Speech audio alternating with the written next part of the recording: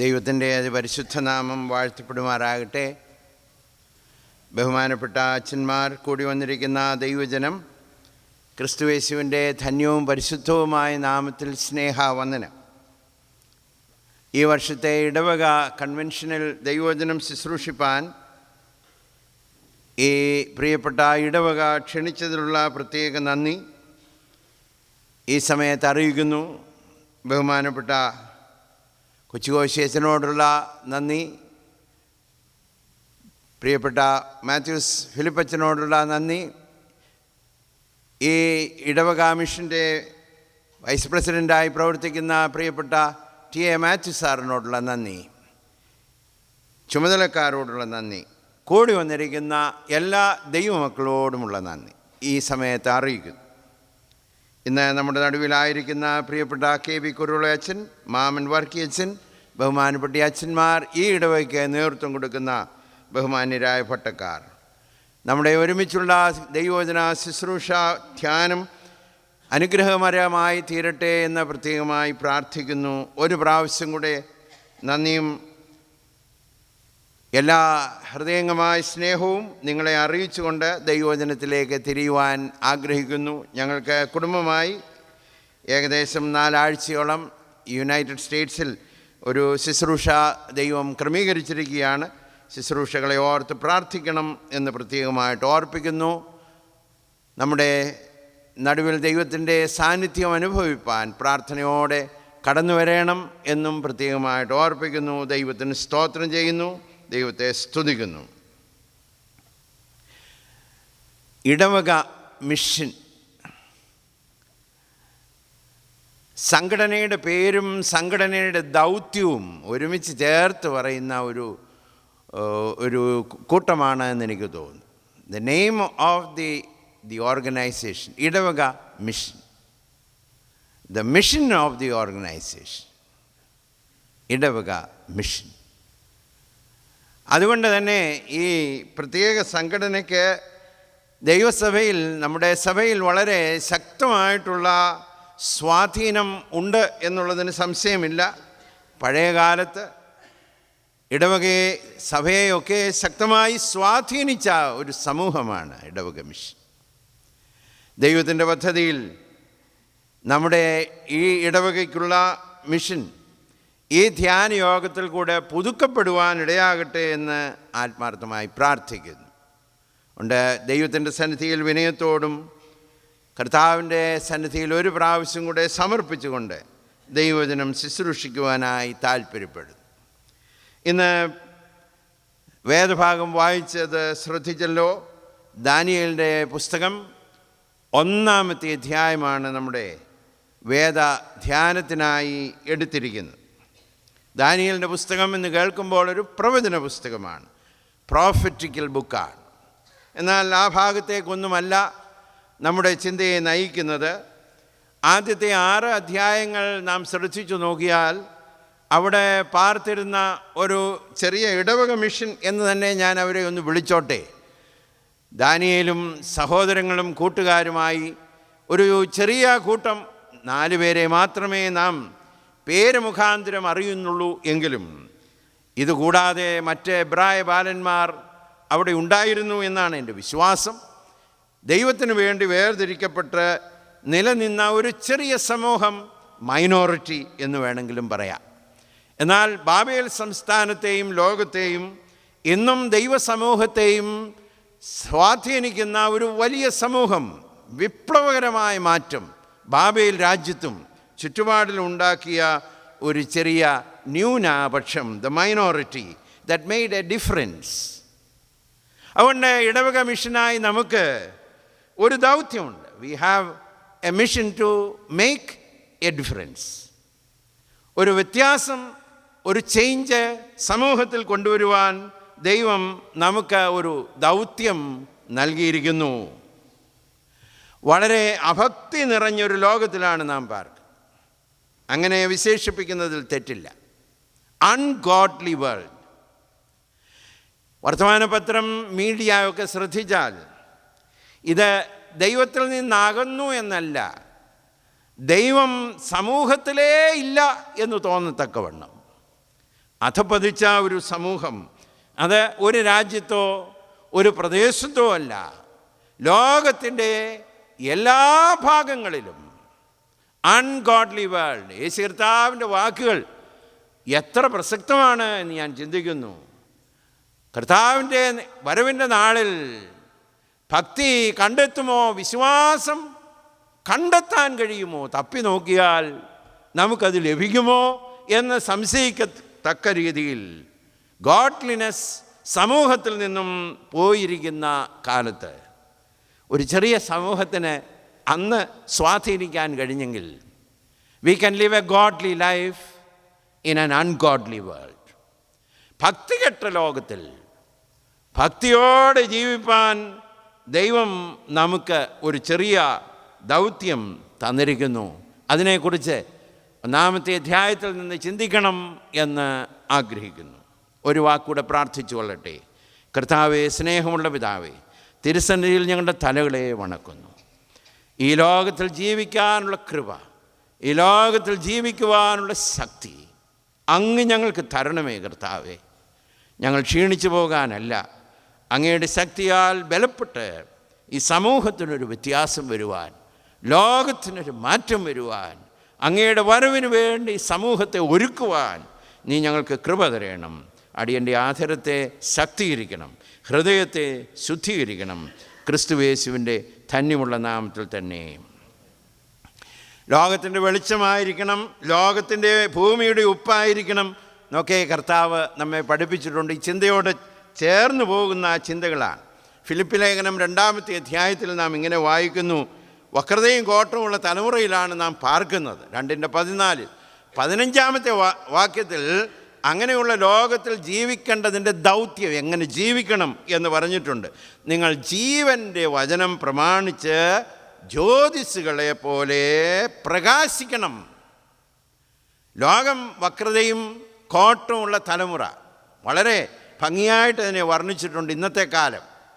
എന്നാൽ അതിൻ്റെ നടുവിൽ നമുക്കുള്ള ദൗത്യം, ദ മിഷൻ, ദൈവത്തിൻ്റെ വചനം, ജീവനുള്ള വചനം പ്രമാണിച്ച് ജ്യോതിസുകളെ പോലെ പ്രകാശിക്കണം. ഈ വേദപുസ്തകത്തിൽ, ഈ വേദഭാഗത്ത് നാം അങ്ങനെ പ്രകാശിക്കുന്ന ഒരു സമൂഹത്തെ കാണും. ദാനിയേലിൻ്റെ പുസ്തകം 11:32 നിന്ന് ഒരു വാക്യം ഇതിനോട് ചേർന്ന് ഉദ്ധരിക്കുവാനായി ഇതേ പുസ്തകത്തിൽ നിന്ന്, ദൈവത്തെ അറിയുന്ന ജനം, അതിനു മുമ്പ് ഒരു വാക്ക് അവിടെ ഉപയോഗിച്ചിട്ടുണ്ട്, എന്നാൽ ദൈവത്തെ അറിയുന്ന ജനം ഉറച്ചു നിന്ന് വീര്യം പ്രവർത്തിക്കും. They that know their God shall stand firm and do exploits. അപ്പോൾ ആ സമൂഹത്തെക്കുറിച്ച് പറഞ്ഞിരിക്കുന്ന അവരാരാണ്, അവരെന്ത് ചെയ്യുന്നു എന്ന ആ വാക്യത്തിൽ പറഞ്ഞിട്ടുണ്ട്. ദൈവത്തെ അറിയുന്ന ജനം ഉറച്ചു നിന്ന് വീര്യം പ്രവർത്തിക്കുന്നു. അങ്ങനെ ദൈവം ഉപയോഗിച്ച ഒരു സമൂഹത്തെക്കുറിച്ച് അല്പനേരം നമുക്ക് ചിന്തിക്കാം. ഒരു വിധത്തിൽ പറഞ്ഞാൽ ഒരു ചെറിയ സമൂഹമാണ്. ഇവർക്കുണ്ടായിരുന്ന വ്യത്യാസം ഒറ്റ കാര്യത്തിലാണ്: ദൈവം അവർക്ക് യാഥാർത്ഥ്യമായിരുന്നു. God was real to them. വളരെ ഉപയോഗിക്കുന്നൊരു വാക്കുണ്ട്, ദൈവബോധമുള്ളൊരു സമൂഹം, ഗോഡ് കോൺഷ്യസ് സൊസൈറ്റി. അത് ഒരു ഭക്തി നമുക്ക് തരും എന്നുള്ളതല്ലാതെ ദൈവം ജീവിതത്തിൽ യാഥാർത്ഥ്യമായെങ്കിൽ മാത്രമേ സമൂഹത്തിൽ ജീവിക്കാൻ നമുക്ക് ശക്തി ലഭിക്കത്തുള്ളൂ. ഞാനത് വ്യക്തമാക്കി എന്ന് ഞാൻ ചിന്തിക്കട്ടെ. ദൈവത്തെക്കുറിച്ചുള്ളൊരു ബോധമല്ല, ദൈവം ജീവിതത്തിൽ യാഥാർത്ഥ്യം. അതറിയാവുന്നയാളാണ് ഇപ്പോൾ നാം പാടിയ പാട്ട് എഴുതിയത്. അബ്രഹാമിൻ്റെ ദൈവം, ഇസ്ഹാക്കിൻ്റെ ദൈവം, യാക്കോബിൻ്റെ ദൈവം. ദൈവത്തെക്കുറിച്ച് വളരെ വ്യക്തമായിട്ടുള്ള ഒരു അനുഭവം. അങ്ങനെ ഒരു അനുഭവം ഉണ്ടായിരുന്നു. God was so real. അതുകൊണ്ട് ചുറ്റുപാട് എങ്ങനെയായിരുന്നാലും അതവരെ ഭാരപ്പെടുത്തിയില്ല. സമൂഹം എത്രമാത്രം അധപ്പതിച്ചാലും അവർക്കതൊരു പ്രതിസന്ധിയല്ല. കാരണം ദൈവം അവർക്ക് റിയലാണ്. അത് നമ്മുടെ ജീവിതത്തിൽ യാഥാർത്ഥ്യമായി തീരുമ്പോൾ ഈ ലോകത്തിൽ ജീവിപ്പാൻ, അവരെ പോലെ നമുക്ക് ജീവിപ്പാൻ ദൈവം നമുക്ക് കൃപ തരും. വേദപുസ്തകം വായിക്കുമ്പോൾ നിങ്ങളുടെ ശ്രദ്ധയ്ക്ക് വേണ്ടി, അറിവിന് വേണ്ടി ധാരാളം രീതിയിൽ ദൈവത്തെ വിശേഷിപ്പിച്ചിട്ടുണ്ട്. 1:17 ജ്ഞാനവും വിവേകവും നൽകുന്ന ദൈവം. 2:19 സ്വർഗത്തിലിരിക്കുന്ന ദൈവം. 2:23 നമ്മുടെ പിതാക്കന്മാരുടെ ദൈവം. 2:37 രാജ്യങ്ങളെ നൽകുന്ന അവകാശ അധികാരങ്ങളെ നൽകുന്നവനായ ദൈവം. 2:45 വലിയവനായ ദൈവം. 5:11 വിശുദ്ധനായ ദൈവം. 9:3 കർത്താതികർത്താവായുള്ള ദൈവം. 9:4 നിയമവും കരുണയും പാലിക്കുന്ന മഹാനും ഭയങ്കരനുമായ ദൈവം. 2:47 ഇവരെ സംബന്ധിച്ചിടത്തോളം നിൻ്റെ ദൈവം, ഒരു രാജാവ് പറയുന്നതാണ്, നിൻ്റെ ദൈവം, നിങ്ങളുടെ ദൈവം. 3:17 എബ്രായ ബാലന്മാരോട് പറഞ്ഞു, നിങ്ങൾ സേവിക്കുന്ന ദൈവം. അപ്പോൾ ഈ പുസ്തകത്തിനകത്ത് ദൈവം എത്രമാത്രം റിയലായിരുന്നു എന്ന് നോക്കണം.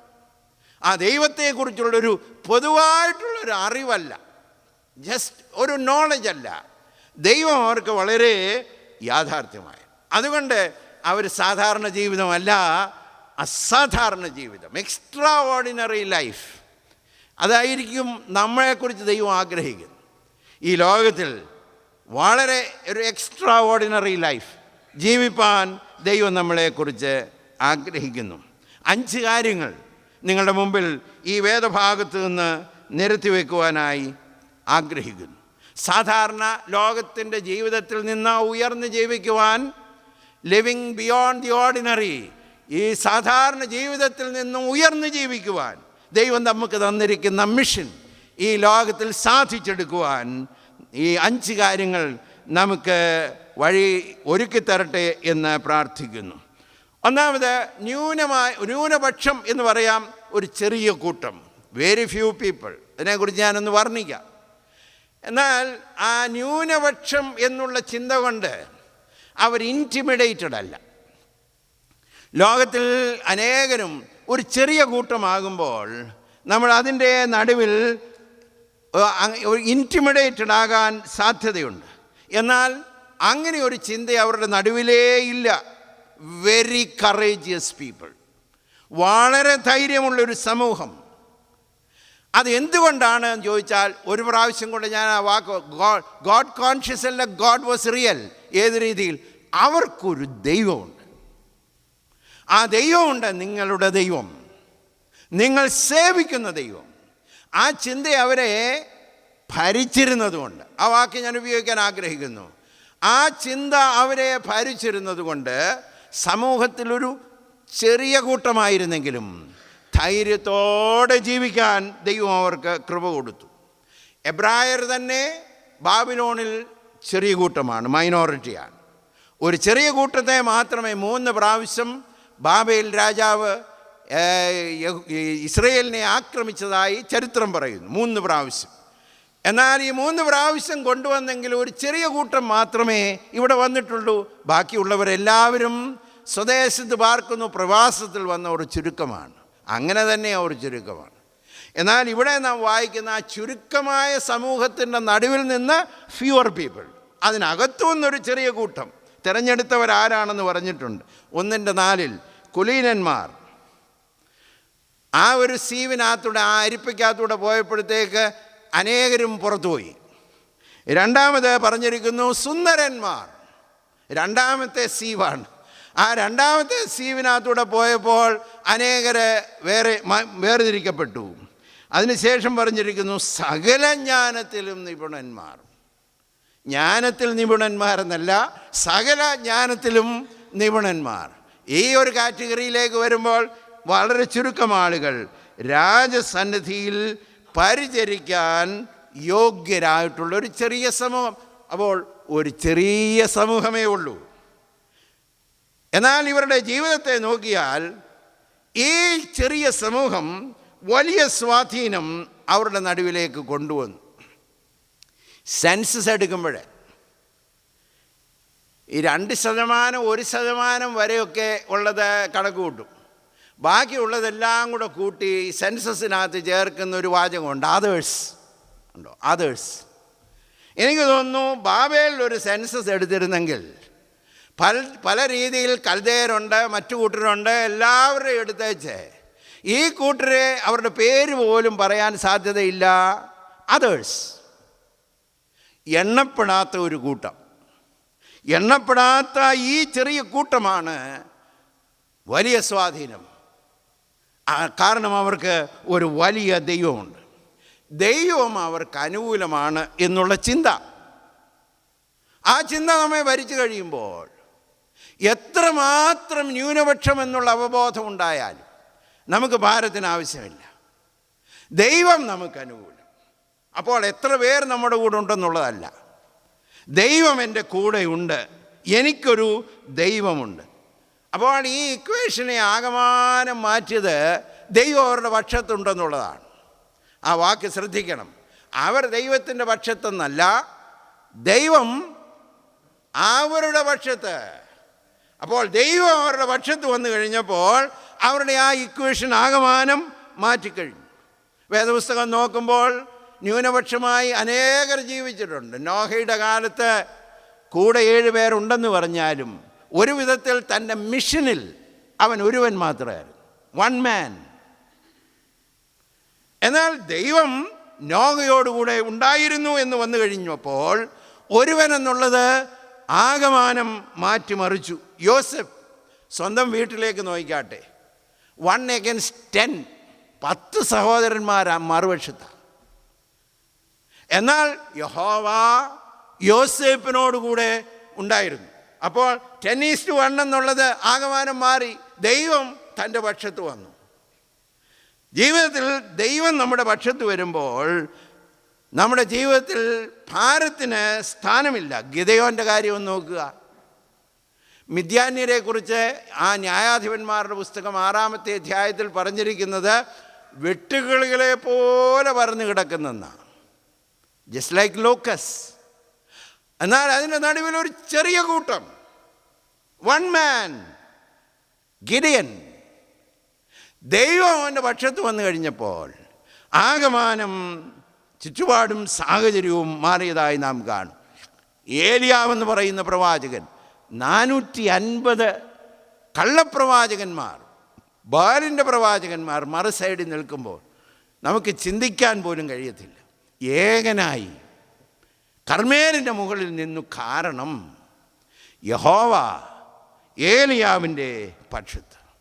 ഏലാ താഴ്വരയിലേക്ക് ഒരു ആട്ടിടയ ബാലൻ ഇറങ്ങിപ്പോകുമ്പോൾ വാസ്തവത്തിൽ ഇൻറ്റിമിഡേറ്റഡ് ആകണം. എനിക്ക് തോന്നുന്നു ഗോലിയാത്തിൻ്റെ ടാക്ടിക്സിൽ ഒന്നാമത്തെ ടാക്ടിക്സ് ഈ വലിയ സൈസ് കൊണ്ട് ശത്രുക്കളെ ഇൻറ്റിമിഡേറ്റ്, ഭീഷണിപ്പെടുത്തുക എന്നുള്ളതായിരുന്നു. എന്നാൽ യഹോവ ദാവീദിൻ്റെ പക്ഷത്ത് ഉണ്ടായിരുന്നു.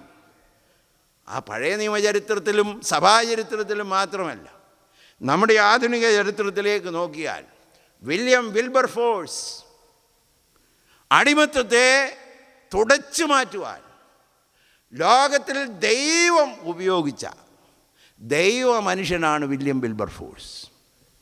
അദ്ദേഹത്തിന് താങ്ങായിട്ടുണ്ടായിരുന്നത് ദൈവകൃപ മാത്രമാണ്. അദ്ദേഹത്തിന് ശാരീരികമായി വളരെ ബലഹീനനായിരുന്നു എന്നാണ് ചരിത്രം പറയുന്നത്. അദ്ദേഹം എഴുന്നേറ്റ് നിന്ന് പ്രസംഗിക്കാൻ തുടങ്ങുമ്പോൾ അദ്ദേഹത്തെക്കുറിച്ച് ഒരു എഴുത്തുകാരൻ പറഞ്ഞത്, when he stands up to speak he looks like a shrimp, കൊഞ്ചു പോലിരിക്കുന്നെന്നാണ്. എന്നാൽ അദ്ദേഹത്തെക്കുറിച്ച് അതേ എഴുത്തുകാരൻ പറഞ്ഞു, but when he begins to speak he becomes a whale. അവൻ സംസാരിക്കാൻ തുടങ്ങിക്കഴിയുമ്പോൾ അവനൊരു തിമിംഗലം പോലെയാകുമെന്ന്. കാരണം എന്നാണെന്നറിയാവോ? ദൈവം അവൻ്റെ പക്ഷത്താണ്. ഏമി കാർമൈക്കിൾ ഈ രാജ്യത്തിൽ നിന്ന് തിരുനെൽവേലിയുടെ പ്രദേശത്ത് പോയി പാർത്ത ഒരു സാധാരണ സ്ത്രീയാണ്. ദേശത്ത് നടമാടുന്ന അനീതിയും അന്ധവിശ്വാസങ്ങളും തകർക്കുവാൻ ദൈവം ഉപയോഗിച്ചൊരു സ്ത്രീ. ഒറ്റ കാരണം, ദൈവം അവളുടെ പക്ഷത്തുണ്ടായിരുന്നു. പണ്ഡിത രാമാബായി. അതുകൊണ്ടാണ് സങ്കീർത്തനക്കാരൻ 18-ാം സങ്കീർത്തനത്തിൻ്റെ 29-ാമത്തെ വാക്യത്തിൽ പറഞ്ഞു, നിന്നാൽ പടക്കൂട്ടത്തിന് നേരെ, ആ വാക്ക് ശ്രദ്ധിക്കണം, നിന്നാൽ ഞാൻ പടക്കൂട്ടത്തിന് നേരെ പാഞ്ഞു ചെല്ലും, എൻ്റെ ദൈവത്താൽ ഞാൻ മതിൽ ചാടിക്കടക്കും. അപ്പോൾ ദൈവം പക്ഷത്താണ് എന്നുള്ളത് 27-ാം സങ്കീർത്തനത്തിൻ്റെ 3-ാമത്തെ വാക്യം. ഒരു സൈന്യം എൻ്റെ നേരെ പാളയമിറങ്ങിയാലും ഭയപ്പെടുകയില്ല. അപ്പോൾ ഇബ്രായ ബാലന്മാർക്ക് ഒരു ദൈവബോധമെന്ന് പറയുകയല്ല, ദൈവം അവരുടെ ജീവിതത്തിൽ ഒരു യാഥാർത്ഥ്യം. അപ്പോൾ എനിക്ക് തോന്നുന്നു ഇടവക മിഷനായി നമുക്കൊരു ദൗത്യം ഉണ്ടാകണമെങ്കിൽ ഈ ഒരു അനുഭവം ആദ്യം നമുക്കുണ്ടാകണം. ദൈവം നമുക്ക് ഒരു യാഥാർത്ഥ്യമാകണം. God must become very real. ഒരു തോന്നലല്ല, ഒരു ചിന്തയല്ല, ഒരു പാരമ്പര്യമല്ല. എൻ്റെ ദൈവം എൻ്റെ കൂടെ. ക്രിസ്തു ജീവിതത്തിൽ യാഥാർത്ഥ്യമാകണം. ഈ തീം നോക്കിയാൽ സഭയുടെ ലൈറ്റഡ് ടു ലൈറ്റഡ്. അപ്പോൾ ആദ്യം നടക്കേണ്ട ഒരു കാര്യം എന്നാന്ന് ചോദിച്ചാൽ ആ പ്രകാശം ഉള്ളിലേക്ക് വരണമെന്നുള്ളതാണ്. ദൈവം ജീവിതത്തിലൊരു യാഥാർത്ഥ്യം. ജീവിതത്തിൻ്റെ അനുഭവങ്ങളിൽ ഞാൻ വ്യക്തമായി അനുഭവിക്കുന്നൊരു കാര്യമാണ്. ദൈവം എനിക്കൊരു ചിന്തയല്ല, ഒരു നല്ല കാര്യമല്ല, ഒരു പാരമ്പര്യമല്ല, ഒരു പതിവല്ല, ഒരു ആചാരമല്ല. എനിക്ക് ദൈവം ഒരു യാഥാർത്ഥ്യമാണ്. 7-ാമത്തെ വയസ്സിൽ യേശു കർത്താവിൻ്റെ ജീവിതത്തിലേക്ക് പ്രവേശിച്ചു കഴിഞ്ഞപ്പോൾ എൻ്റെ കർത്താവ് എനിക്ക് യാഥാർത്ഥ്യമായി തീർന്നു. This is where the mission begins. God becomes not a thought, not an idea, not a heritage, but a reality in life. ഇത് നമ്മുടെ ജീവിതത്തിൽ വന്നു കഴിയുമ്പോൾ ചെറിയ കൂട്ടമായിക്കോട്ടെ, വലിയ കൂട്ടമായിക്കൊള്ളട്ടെ, 4 പേരായിക്കൊള്ളട്ടെ, 3 പേരായിക്കൊള്ളട്ടെ, സമൂഹം എത്ര വലുതുമായിക്കൊള്ളട്ടെ, ദൈവം നമ്മുടെ പക്ഷത്ത്. രണ്ടാമത് നാം കാണുന്നത് ഇവരുടെ പ്രത്യേകത, നിരാശ വരണ്ടിയ സാഹചര്യത്തിൽ പ്രത്യാശ കൊണ്ട് നിറഞ്ഞൊരു സമൂഹമാണ് ഈ സമൂഹം. ആരെങ്കിലും ഡിപ്രസ്ഡ് ആകണമെങ്കിൽ ഈ കൂട്ടരാണ്. ഞാനതിന് കാരണം പറഞ്ഞുതരാം. 1-ാമത്തെ വാക്യം വായിച്ചപ്പോൾ നെബൂഖദ്നേസർ രാജാവ് വന്ന്, ബാബേൽ രാജാവായ യെരൂശലേമിനെ വന്ന് നിരോധിച്ച് യഹൂദ രാജാവായ യെഹോയാക്കീമിനെയും എല്ലാം ദൈവം അവൻ്റെ കയ്യിൽ ഏൽപ്പിച്ചു എന്നാണ് പറഞ്ഞിരിക്കുന്നത്. അപ്പോൾ ആകമാനം ഒരു വലിയ നഷ്ടത്തിൻ്റെ ചരിത്രമാണ് 1-ാമത്തെ അധ്യായത്തിൻ്റെ 1-2 വാക്യത്തിൽ. അവർക്ക് നഷ്ടപ്പെട്ടതുണ്ട്. അവർക്കുള്ള രാജ്യം നഷ്ടപ്പെട്ടു, രാജാവ് പിടിക്കപ്പെട്ടു, അവർക്കുള്ള ആലയം നഷ്ടപ്പെട്ടു, ആലയത്തിലുള്ള വിശുദ്ധ